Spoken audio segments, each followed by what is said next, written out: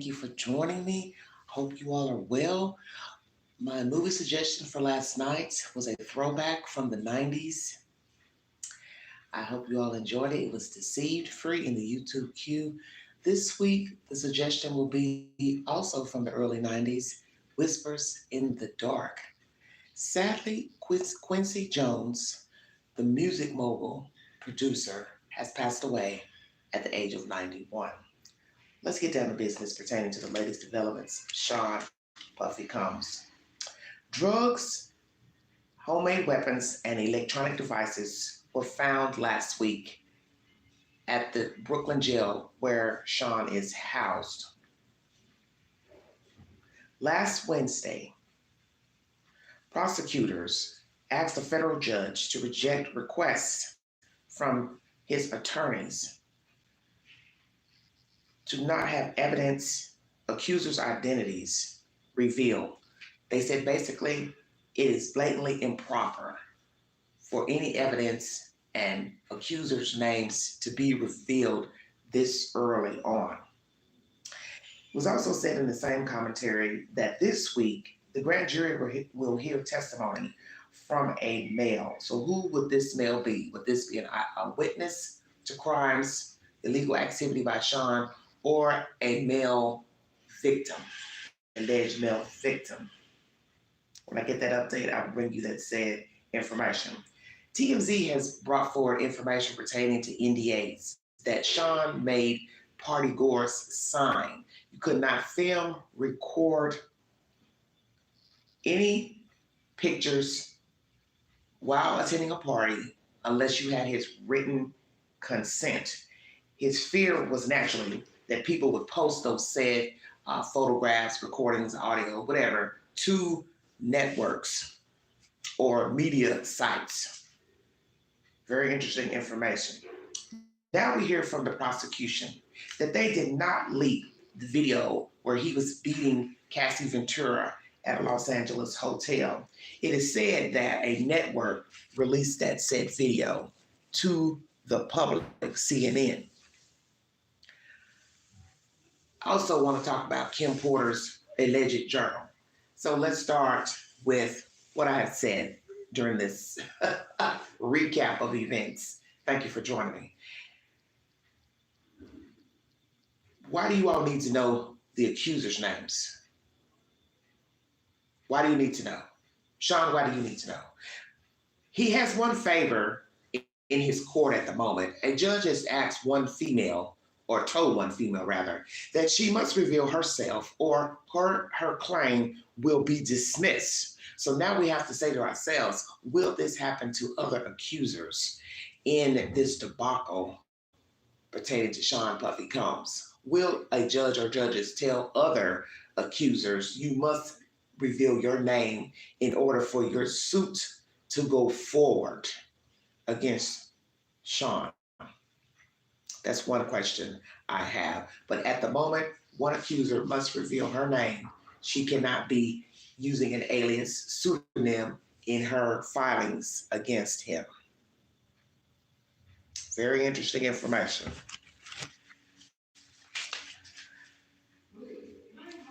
Once again, the grand jury testimonies. Somebody's going to be going to court this week to testify a male. Who is it? A victim, eyewitness. NDAs. This is where I have a problem with this information. How can you force someone to sign an NDA? No party or function is that important that I need to sign an agreement in order to go through the door of your home, establishment, or whatever. Because I might want to say to somebody, oh yeah, I went to Sean's party and this girl had on a beautiful dress, so I can't say that. I can't repeat what color shoes somebody had on, or they had a pretty Gucci bag. You see where I'm going? Sean, what was the problem with the NDAs? You didn't want anybody recording anything because you know you.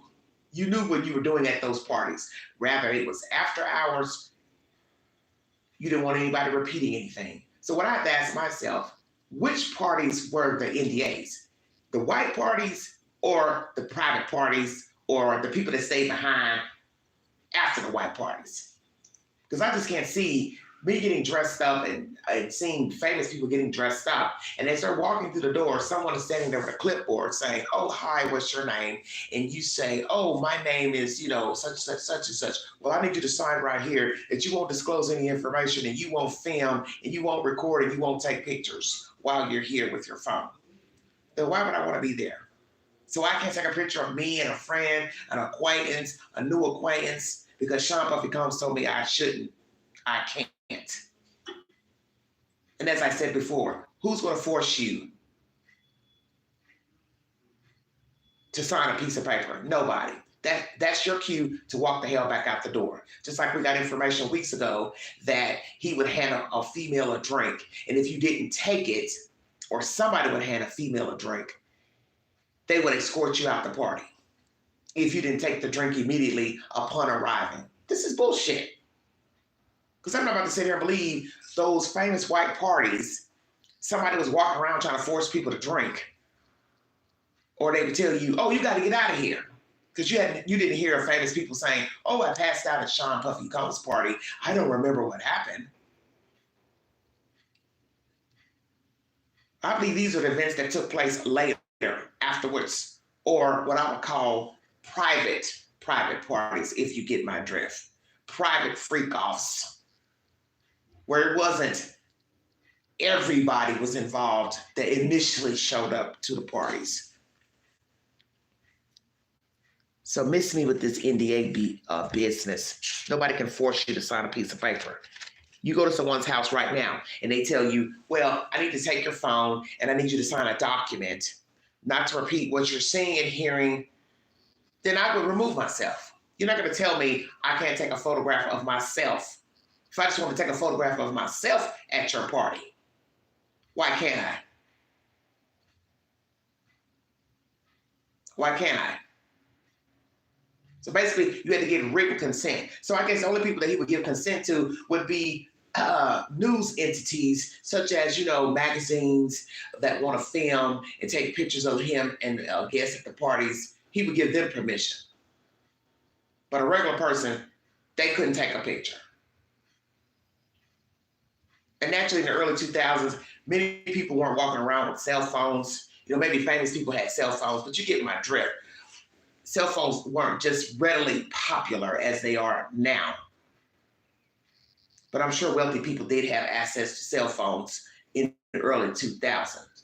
But I still can't see someone just walking up to you, or as soon as you go in, hey, you can't bring your phone in here. Thanks for dressing up, but you can't bring your phone in here. And you want me to believe that all those pictures that have circulated over the years, I want you to think about what I'm saying now. All those famous pictures, hundreds and hundreds and thousands probably of photographs of Sean at these parties. Everybody signed an NDA at the front door to not film or record. Even if they were able to keep their phone on them, they signed a piece of paper before walking into the white parties. That's what you're saying. That information is coming from TMZ. Once again, prosecutors say they did not leak the infamous Cassie Ventura video. Well, then who leaked it to CNN News? Who leaked the video?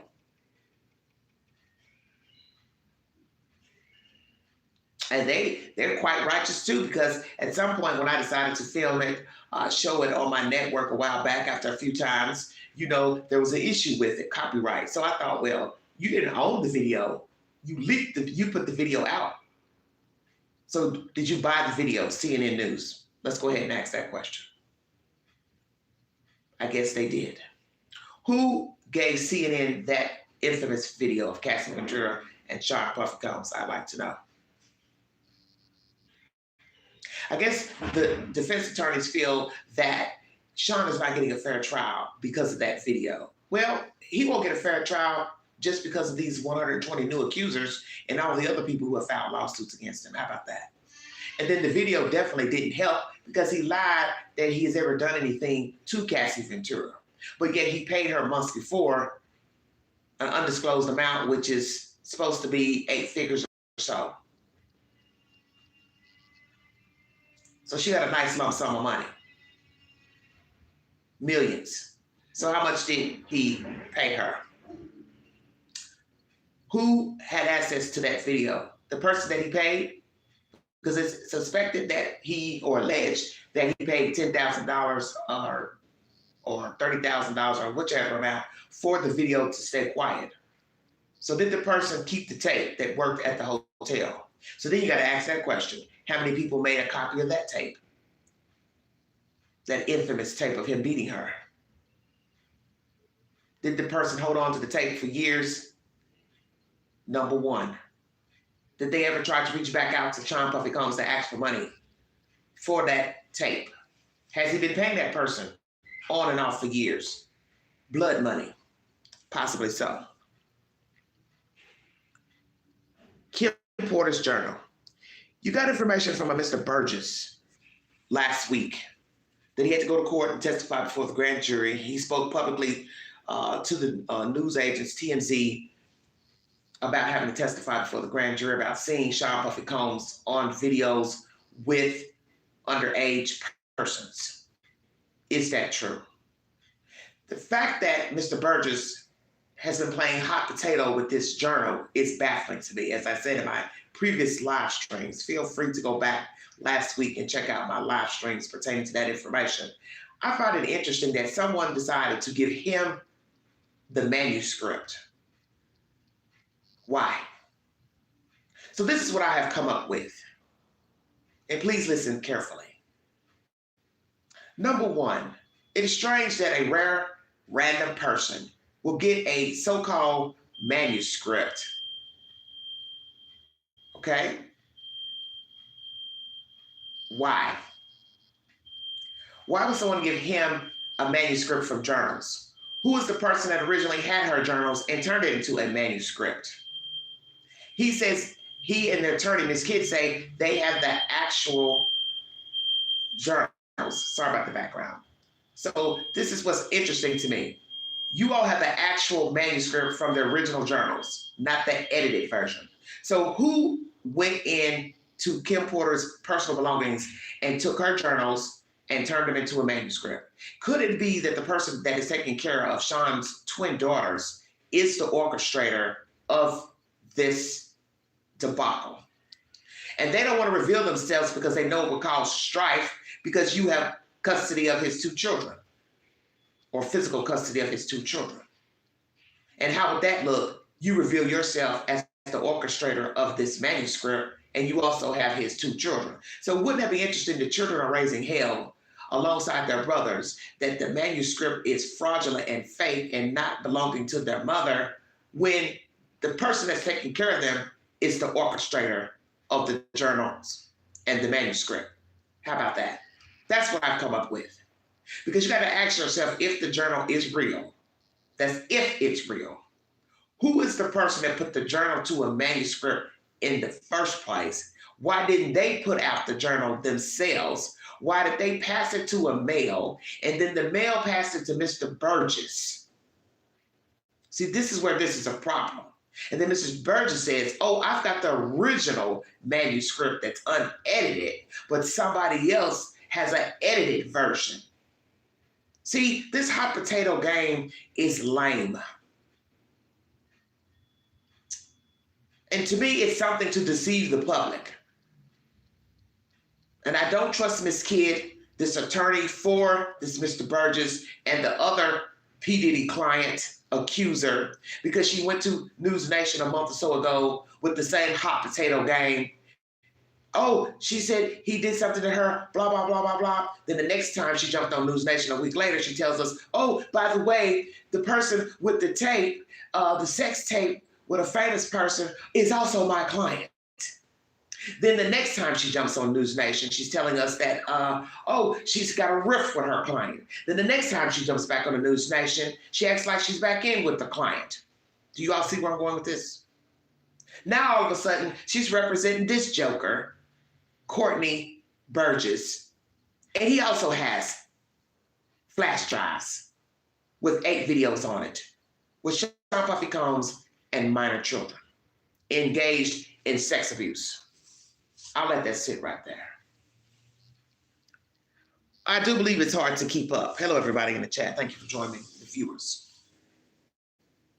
As I have told you before, I do not trust this Miss Kidd. Ariel Mitchell Kidd is her name. She's representing a Sean Diddy accuser. She's also representing this Mr. Burgess. They're all evenly yoked if you're paying attention. I'm paying attention because I'm woke. And Queen knows street game. And right now, what you're listening to, what is unfolding in the media, is a street game. This is just like people who are in the street hustling crack cocaine and heroin. I said that. This ain't nothing but a street hustle. Because it's too convenient for Miss Kidd to come to the public to say, I'm representing an accuser. Okay? That's how it first started off. Then in the same breath, she said, oh, by the way, I know somebody that has a sex tape of Sean with what is believed to be a minor.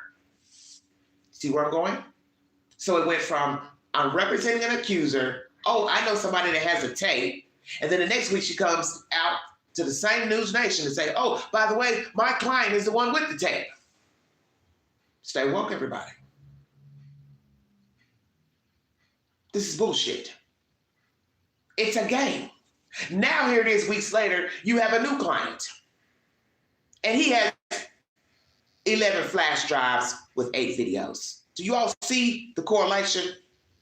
How 1 minute you just had an accuser as a client. And then next time you come out, the clown car, oh, my accuser is the one with the tape. Why didn't you tell the news that the first time you went live on a broadcast? Hi, I'm representing an accuser, and she also has a tape of Sean and a minor child in the video. You could have said all that in one sentence. Then you waited weeks to bring us this good news. Oh, I'm representing somebody else. They've got tapes as well. Then you had the nerve to tell us that, oh, somebody went to the New York Post, and they're claiming that they have tapes, but I don't know who they are. Miss Kidd, I believe you are the orchestrator of all this nonsense as well. And for all I know, you're in cahoots with all these people on a very personal level, if you get my drift. And you've got the audacity to sit up and say, well, I can't procure a buyer for the tapes because it would be illegal. I got a feeling that all you motherfuckers know each other. Yeah, I said that. I got a feeling that all of you all know each other from ATL, California, somewhere. Because it looks like to me that all of you all know each other personally. Say it again. Because it's stair-step all this information. Accusers coming out, accusers with the tapes, which makes no sense. An accuser would have a tape of another victim, but they're claiming to be a victim. Then weeks later, you come up with another big boy. He's got tapes. Then you have the nerve to tell us before that, oh, somebody's at the New York Post claiming they got tapes. I got a feeling that those alleged people, they're in conjunctions with you as well. And that's probably this guy right here, Mr. Burgess. Damn, Queen, you're good. Say it again, Queen. She has been finessing the media. I just put that together right here on this live broadcast. She's been playing hot potato with the media. Pay attention now. Pay attention, because this is a game of Clue. She goes to News Nation now. I got an accuser.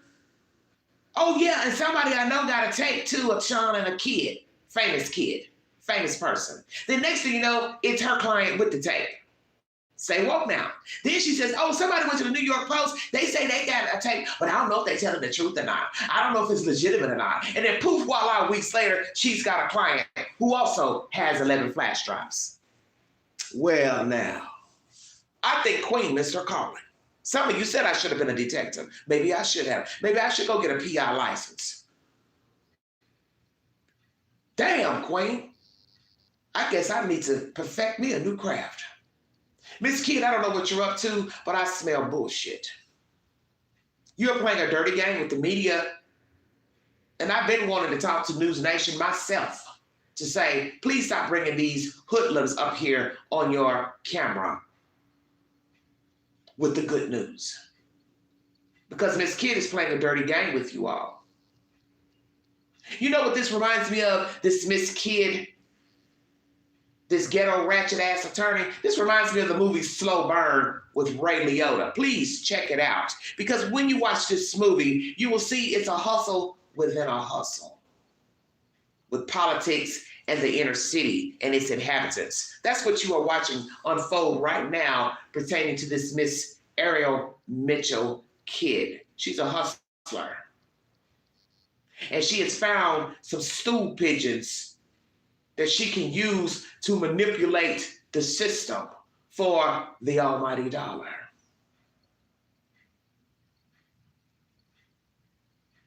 See, sometimes when you watch things, you don't pay attention, but Queen is woke. I told you I stay woke. I listen to what people are saying. Sometimes I may mishear something. I'll go back, re-listen. But I'm woke on this case here.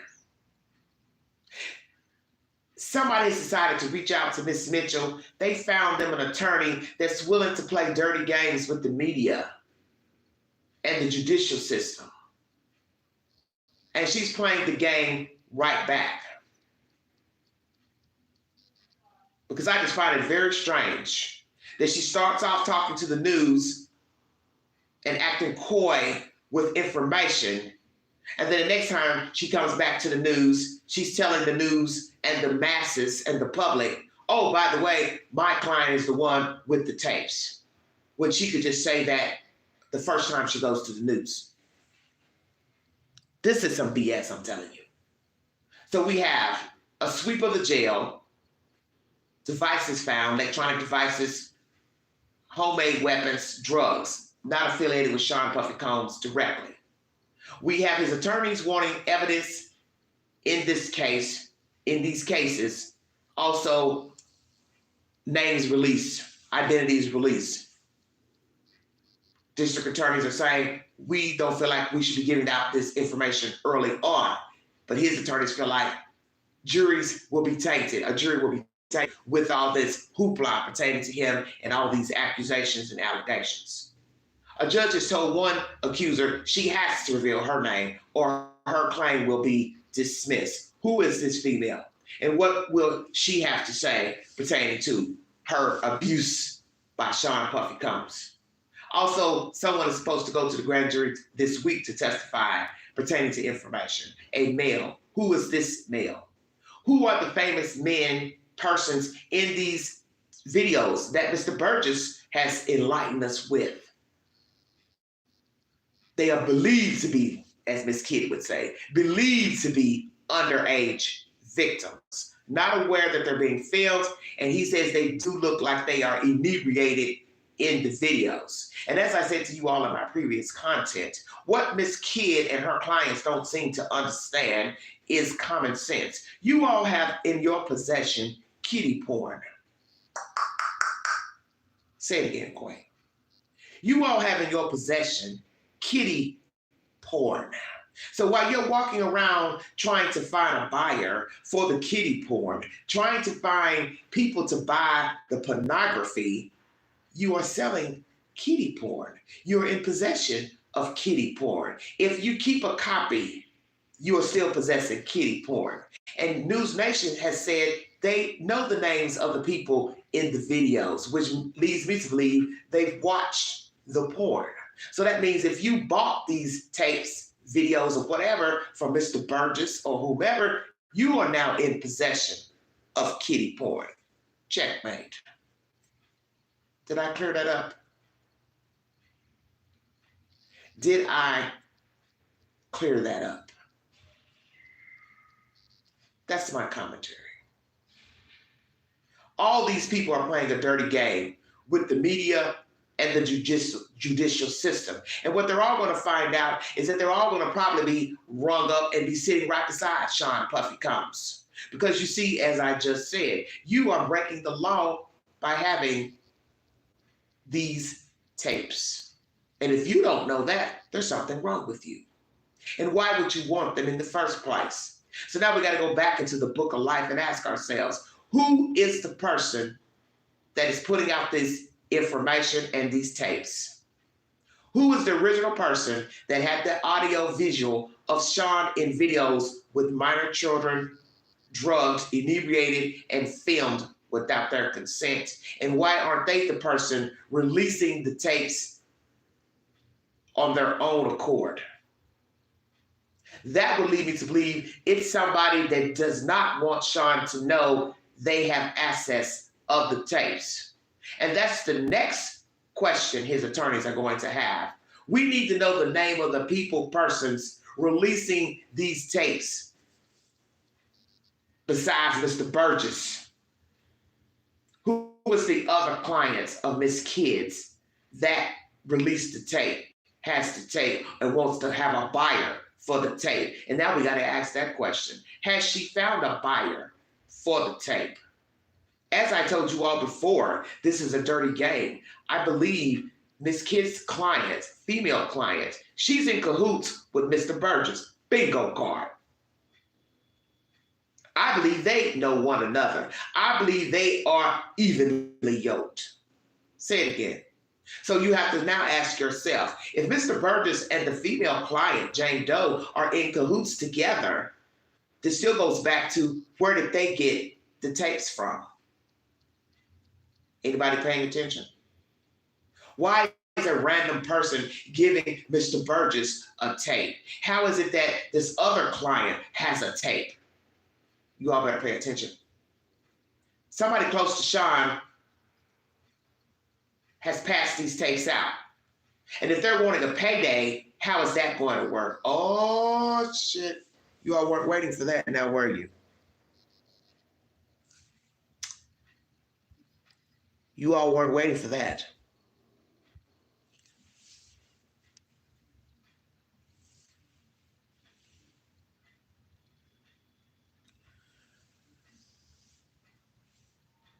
The person who gave these people the tapes, the flash drives, Mr. Burgess, and possibly even this other female, Jane Doe, could it be she's wanting a payday and she's using these people to put the tape out to procure a buyer because they're all in cahoots together to get a cut of the money? But where this is a mistake, you can't expect these people to go out here and get a buyer and have your name also signed on the document to get money. Because they can secretly go get a buyer without you knowing. So how would you get your cut? Because I'm trying to understand, some random person who had access to these tapes would just give them to anybody and say, here, put them out there. I can't put them out there. That's why I said the person who originally had these tapes, they have to be somebody close to Sean Puffy Combs or knows Sean, and they don't want Sean to know they had access to the tapes. So now let's go back in the book of life. Did Kim Porter actually have these tapes and somebody close to her got access to them and put them out? So then that means Kim Porter would have had knowledge of Sean's dirty deeds. And that's something I also question.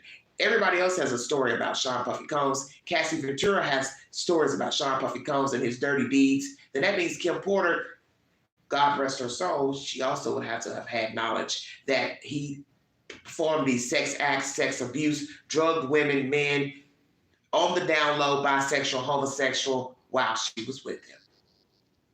Imagine that. So then people would have to ask themselves about her. Why would she be with a man that she knew was this dirty? Why would you lay down and make children with him? And we're not supposed to speak ill of the dead, but it's out here now. I can go ahead and ask it. Why not? She can't speak for herself because she is no longer here. But if everybody else has a story to tell, then that means she probably had a story to tell, so maybe there's some truth to the journal. But the point is, nobody wants to read an edited journal. Because then people will say, we don't know what you added and what you took away from her journal. You're supposed to print the journal as is, no editing. Because then it's not in pure form. So what did Kim know about Sean's deviant behavior? Did he abuse her, hurt her? I believe that he did. That's been said. He abused her as well physically.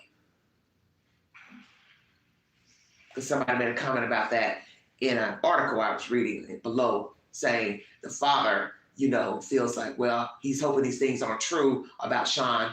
Her father's hoping these things aren't true. And then somebody was like, well, you should have been concerned about your daughter when she's being beat up by Sean, if those allegations are true, that he physically abused Kim Porter. So it looks like everybody has a story to tell pertaining to abuse, drugging, filming, audios, freak-off parties. So who else is going to come forward with a story? And also, how are you all going to get paid? Because so far, Sean is not paying out anything to anybody else. And yes, he looks guilty. Because you can't pay a person millions of dollars day one. That lawsuit from Cassie, it wasn't even code the paperwork. He paid her day one. But then later says, oh, the allegations are not true. But then months later, we get this tape. So then he had to go apologize because the tape showed he was a liar. So if we're going to believe the allegations from the tape, from Cassie, allegations from other people, we see that he's an abuser. He admits to being using drugs and doped up and high while abusing her. Why should we not believe these other people? Because possibly we should. That's my content. Like, share, subscribe, drop your comments below this video. Follow me on the Newsbreak app. Take the polls on my community page. Check out my movie suggestions. Last night, I went back in the book on a throwback, Deceived, starring Goldie Hawn. You can watch that movie free in the YouTube queue.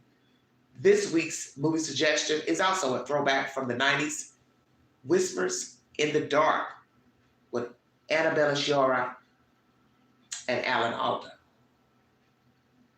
Yes, Queen is going back to the 90s and the 80s for movie suggestions. If you'd like to donate to this great network, $BeAngie129 Cash App. Stickers and chats are always welcome during the live stream. This is the said information as of late pertaining to Sean Puffy Combs. He wants accusers to be revealed, their identities revealed. He feels as though someone is trying to sabotage the trial, upcoming trial, with that Cassie Ventura tape. Who released that tape? Who sold the tape? Did they sell it to CNN? Who was the person who originally had the tape? How many copies of that tape is floating around? How many tapes are floating around with Sean Puffy Combs and minors and other people engaging in sex acts and abuse of children? Why are these different people having access to tapes? Why would an accuser claim to be a victim but then have access to a tape with a child in it? Because that makes no sense. And it's deplorable and it's disrespectful to say you're a victim, but you have access of a tape with Sean and a child in it, an alleged child. And who put the journals out if they are true? If true. And even if they're not true, even if they're not Kim Porter's actual words, who is this person? And what do they want? Claim to fame, I suspect, and a check. This case is about the money. All these cases are about the money, excuse me, plural. Everybody wants a payday, whether their allegations are true or not. They want money, and they are in hopes of getting money, but right now Sean is not paying out a dime. So we will see what happens in court legally, if a judge will start seizing assets to pay these victims. We will see what happens in court, what evidence will be allowed in court pertaining to Cassie Ventura's allegations against Sean. And I'm sure he is very angry with her because she is the catalyst to this debacle that is now unfolding to the masses. He probably even hates her. But as they say, what's good for the goose is good for the gander. You orchestrated all of this, Sean, and this is your payback. You could have lived a wholesome life You could have had all the girlfriends and sex you wanted, but you did not do it in a dignified manner. And most will say, well, ain't nothing dignified about screwing around with different folks, but to each his own. The point is, you didn't have to go down this road, but you did, and that's your choice. And now there are ramifications, because now people have decided to come out and tell their truth, rather people believe it or not. You fucked up. And now you've got to pay the piper. Thank you for your time. This is live number 1. I'll be back later to talk to you all about possibly voting. How many of you are going to vote in this upcoming election? You don't have to tell me who you voted for, but I'm just curious, how many of you are going to vote? Will you vote? Have you voted before? Do you think voting helps? Do you think it doesn't help? That's the next live. Have a wonderful afternoon. You have been listening to The Vote Excel. And have a good morning as well.